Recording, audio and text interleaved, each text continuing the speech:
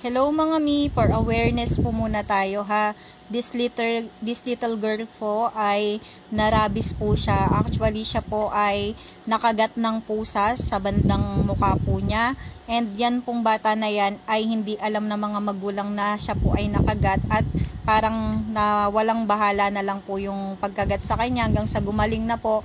Then after po ng 2 weeks, ayan na po yung nangyari sa kanya. Ayaw niya na po sa tubig, ayaw niya na po sa ilaw, at pag iinom po siyang tubig, nakikita niyo po kung gaano siya katakot mga mi. Kaya sobrang pag-iingat po natin sa atin po mga anak na wag po makagat ng ating mga alagang aso or pusa. Kailangan po natin ng masagarang pag-iingat kung ayaw po natin mangyari sa ating mga anak ang nangyari sa batang ito mga mi.